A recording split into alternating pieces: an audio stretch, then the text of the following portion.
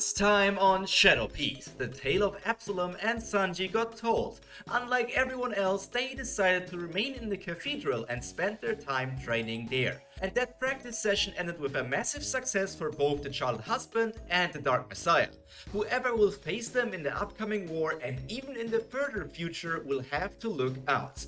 The last tale to be told is the one of Moria and Luffy, a story of father and daughter. After the breakfast, Moria first requested Anastasius to shadow his other daughter, Perona, and also his crew member Bronya, just to make safe that nothing happens to them. Once that was done, he went looking for Liv and found her in front of a mirror, twirling around in her dress and admiring her own cute temporary appearance. Liv stood before the mirror, her reflection casting back a vision of pure radiance and charm. Large doe-like eyes, shining with the brilliance of a one-of-a-kind emerald, gazed back at her with a mixture of curiosity and delight, reflecting the innocence and wonder that danced within her soul. Unlike Bronya, she didn't need to shrink down that much, but now she really looks like an ordinary human child. Each flutter of her long lashes seemed to add an extra sparkle to her gaze, infusing her mirrored version with an ethereal glow.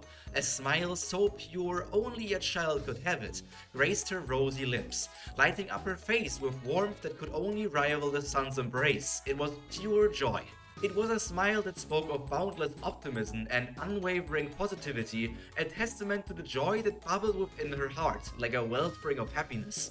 Her cheeks, flushed with a soft hue of pink, radiated with youthful vitality, lending her an air of innocence and charm that was impossible to resist. Framing her visage was her pink hair that makes her appear like a blood sister of Perona, even in her temporary appearance. Liv's attire mirrored her vibrant personality, a whimsical ensemble of pastel hues and playful patterns that seemed to dance around her with a life of her own. A delicate ribbon adorned her hair, adding another youthful touch to her appearance and accentuating the sweetness of her demeanor. As she gazed upon her reflection, unaware of Moria approaching her, a sense of happiness washes over her, filling her heart with a profound feeling of gratitude for the beauty and wonder that surrounded her since she got adopted. But the true meaning of this is lost to her childish mind. Excited for her day out, she puts her two tiny arms on her hips, giggling to herself until her father picks her up and places her on his shoulders. In these forms, the two of them really do seem like a family. It is like the two bodies have gone through many hardships together in a relatively short amount of time on top of that. Liv is surprised at first, but quickly readjusts to her teasing personality.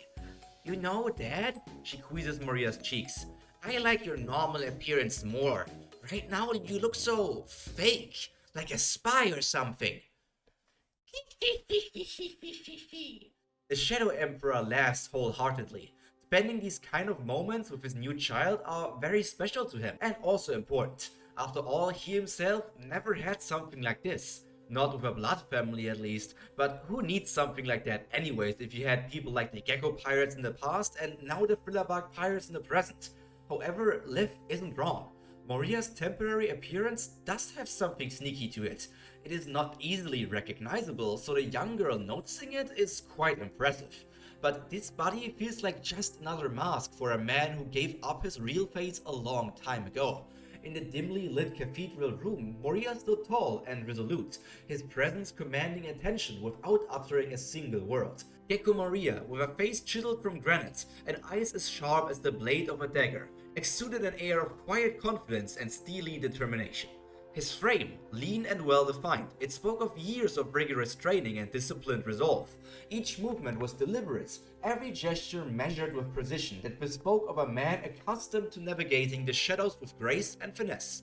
Even the 4-year-old child on his shoulders, acting like the entire circus, is not enough to break through his cool facade.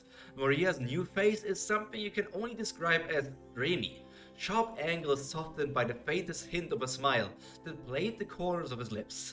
His piercing stare, the color of stormy seas, seemed to hold within it a depth of knowledge and experience beyond his years, a sign that this body has gone through many trials and tribulations he had endured in the line of duty. Clad in a tailored suit that hugged his form like a second skin, or would it be a third skin considering this is Moria's second body, the body Moria is currently wearing is unleashing a steady aura of refinement and sophistication befitting its original profession. The fabric of the suit, a rich shade of midnight blue, caught the faint light filtering through the room, casting shadows that danced across his figure like ghosts in the night. A perfect picture of father and daughter for everyone to see, not like it is normally where Moria cannot even walk outside together with his second child. The Shadow Emperor doesn't have any specific plans for today. While this may be a special day, in his mind every day can be a special day together with his found family. For Liv, the same can be true, but as she is still young, she is also extremely excited to see a city that is not Elbaf. The pair is the last to leave the Cathedral of the Holy Province Kingdom, which already leads to a comedic start. A young couple was on a walk around the city, and as is their routine, they wanted to visit the newly built cathedral to pray for their yet unborn child. They don't know what deity the religion is based on, but it can never be wrong to pray, right? However, today something unexpected happened. From the otherwise locked up church, a dashing looking man and an angelic looking sweet girl came out. Nobody should have access to that building except the core members of the church. That is what King Isabello told everyone in the past. So their first instinct is to be extremely polite, but also engage in a conversation. Excuse me, good sir, are we correct to assume that you are a part of the church? Moria is taken a bit aback. The answer should be yes. After all, he is pretty much the goddess they pray to, but it's still a bit weird to be talked to like this. As a deity of death, he cannot even offer them that much. He can only look out that nothing happens to them and wish them the best of luck. And so he does exactly that. Out of his mouth, a deep and yet sweet voice escapes, surprising even himself that his voice suddenly changed. Ah, yes, I am a part of this church. My daughter and I came to this island for the festival and also talked with King Isabello about the opening of the cathedral. After all, it would be a shame to leave such a magnificent building unused. The two citizens of the kingdom are elated by what they just heard. Exclusive news nobody knows about so far are bound to make anyone excited after all. Not wanting to take up too much time of the father-daughter pair, the husband gets straight to the point. Sir, if I may ask, my wife and I are expecting our first child and it is all a bit overwhelming for us. We have asked friends and family for advice, but we remain anxious. Is there any advice a man of the church can give, especially one that has a child on their own? The worries of new parents, something very commonly seen around the world. First, Moria uses his power a tiny bit. Hisanashi is the personification of death, and once a creature is born, they all carry a bit of death inside of them. This amount increases at varying paces, until the creature dies. There's only one moment in life where death is either 100% present or 100% missing, and that is when a child is inside its mother. For a quick glance, the Shadow Emperor can see nothing, which means that the child is perfectly healthy. You two don't have to worry about anything. Your child is healthy, and being nervous is normal. You are about to face one of life's hardest but also most rewarding battles. Seeing how much you worry already, you will be great parents in the future. But also always remember this one thing.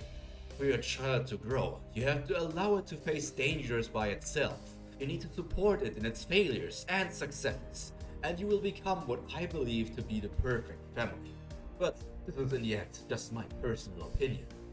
The two citizens of the kingdom are overcome by emotions. Obviously, this doesn't make them instantly ready to be parents, but the words of Moria carved themselves deeply in their hearts and will never be forgotten. Before they can even say thank you, Liv grabs Moria's hand and interrupts their conversation. You two will be fine, but here's one last tip. Don't force your child to eat onions. These things are yucky. Okay, bye!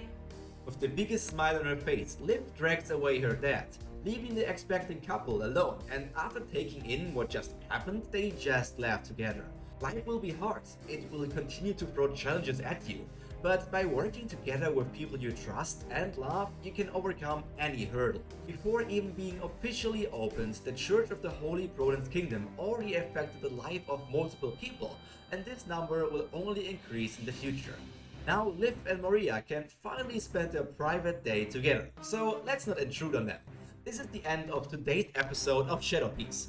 I guess Liv got the short end of this stick. for her tale at least. But who knows, maybe she will get another one in the future. Today I want to talk about the difficulties of life, because everyone experiences them, and even for me this whole YouTube thing isn't easy. I know it's just a hobby and YouTube is just a fun thing to do, but about 3 years ago I uploaded this first episode of What If Luffy Was Never Born, and I just want to thank all of you, everyone who watches my videos, and especially the people who comment. You make it able for me to continue this weekly without losing the energy to do so. So just thank you. And without getting a bit too weepy or sentimental, let's just end it here. I hope all of you will stay happy, healthy, and most importantly, cultured. Pyro out. Bye!